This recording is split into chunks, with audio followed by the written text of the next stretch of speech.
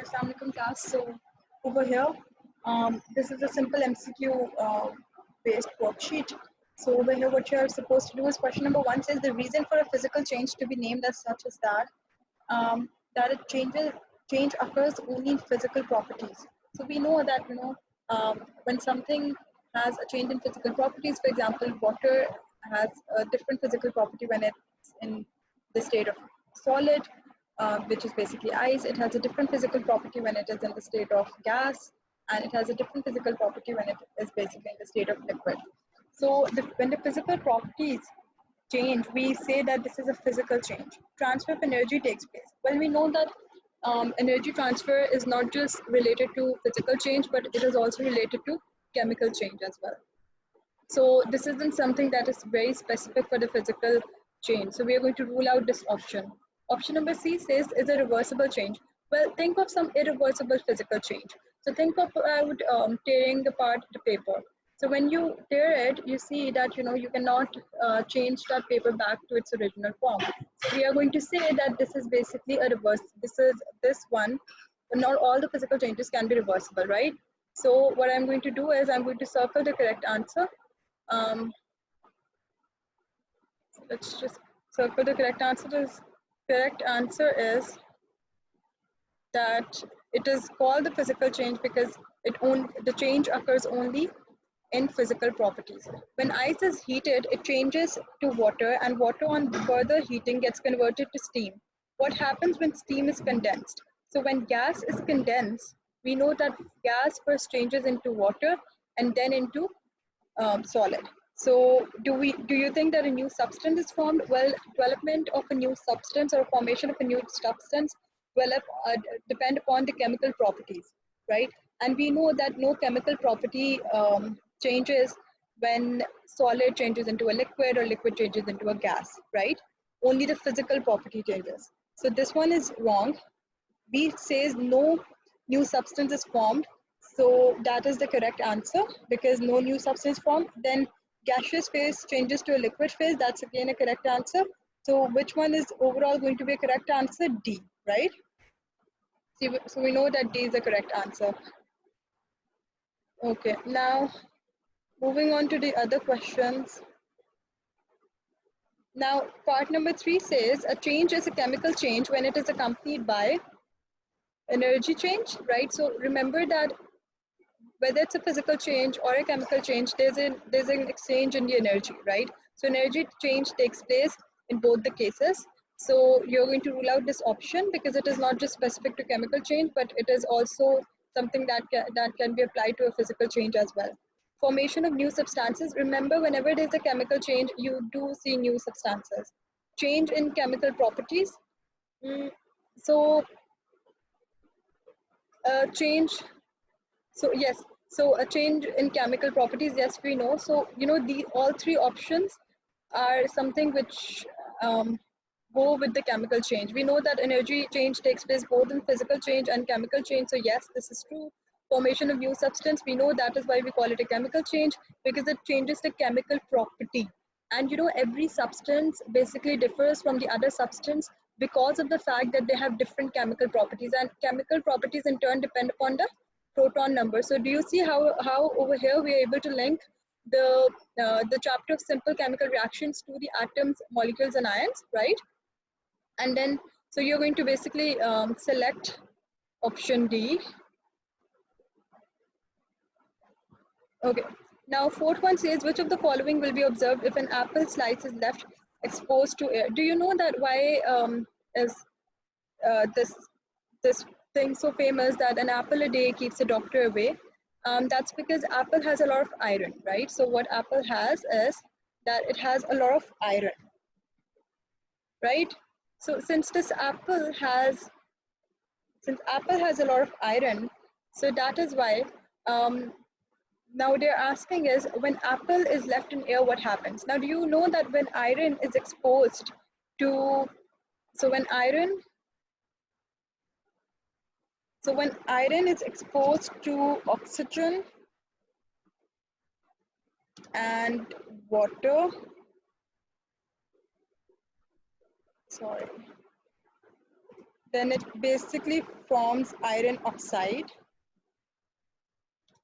which is basically also called rust. Okay? In common words, in a layman language, we call it a rust, right?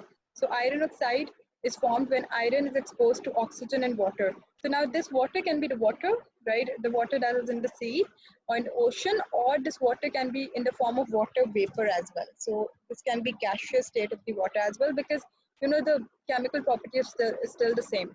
So it undergoes a reaction with oxygen and air and it basically becomes brown in color. So, this rust is basically brown in color.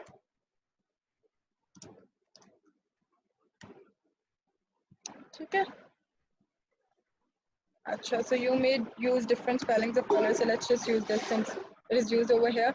Appearance of brown color on the surface of apple slice is caused by a chemical reaction between air and enzyme. So this is something not true, it's just to confuse you. Both of the above are correct. We know that none of these three things is an enzyme, right? So none of these is wrong as well. So A is the correct answer. Let's just select the A answer. I hope you can see this. Now the shipping industry has to bear huge financial loss because of rusting of ships. Because ship is made up of iron, so it has some iron surfacing. So when it is exposed to humid climate, so humid weather, because humid weather has a lot of water vapors, and when it is exposed to air, the iron basically begins to rust. And because of rusting, the ships where they are basically destroyed. The rusting of ships occur because the body of ship is always in contact with water. Now we know that for this rusting to take place, you need water, right? The air around the ship is humid. So that's true because, for this basically implies that we need air and water both, right? So this one is the best answer. Presence of salts in seawater speed up the process of rusting. That's not true because in this equation, you see that there's no use of salt at all. So B is the correct answer. Let me just erase this to avoid confusion. I'm going to take the screenshot of this, clear all drawings, going to move forward. Okay. Now, a change in which original substance can be obtained back by change of condition is called. So whenever you can get back an original substance, that is a reversible change, right? So they're saying, can it be a physical change? So remember, not all the physical changes are reversible. I just discussed one of the examples, right? So what is going to be correct is,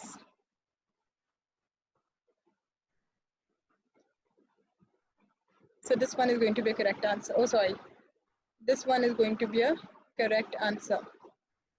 When magnesium is burnt, heat and light are produced. So over here, they're saying heat is produced.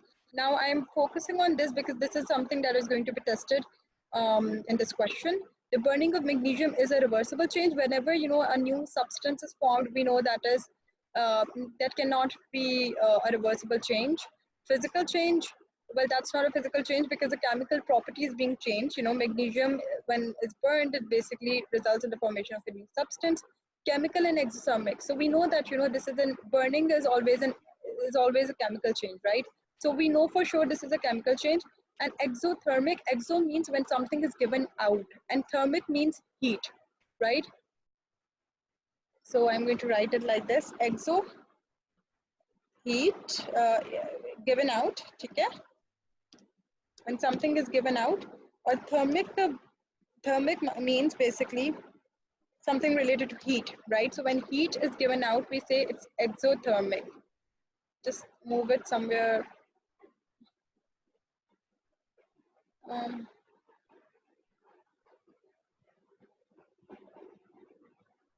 Okay, and then chemical is, and so we know this for sure is not endothermic because heat is being produced, heat is not taken in. So endo means that you take in, or you basically do not give out, but rather you take the heat inside. So we know that the correct answer is C. Change of milk to curd is a chemical change. Okay, so this is a chemical process. Expansion and heating and contraction and cooling. So wherever you have heating and cooling, heating and contraction, heating, expansion and contraction, in which only the arrangement of particles basically change, we say that's a physical change, right? Which of the following changes is accompanied by sound? So we know photosynthesis does not make the sound. Photosynthesis is going on, right? It does not make any sound like that. Spoilage of food does not make a sound that, something is happening. Explosion of fireworks, yes, it produces sound, right? So let's save it and clear all drawings. Move to the other questions. Okay. So which of the following statement is correct? Evaporation is a chemical change. We know that's wrong because state or the change in the state of matter is always physical. Digestion of food is a chemical change. Burning of paper is a physical change. We know burning, the process of burning basically accounts to a chemical change. So that's also wrong. Something that is correct is this option, that it's a chemical change. Which of the following statements is correct? When coal is burnt, no new substance is produced. That's wrong. Rust is not formed in the absence of air or oxygen. That's true, right? Because we know, I just discussed that oxygen and water vapors, right? They're needed for this. So air basically has water vapor as well. The fizz that comes out when a soda bottle is opened is due to a chemical change. Respiration is a physical process. So this is right, the B one. Which of the following statement is correct? Cutting of wood into pieces is a chemical change. We know it's a physical change.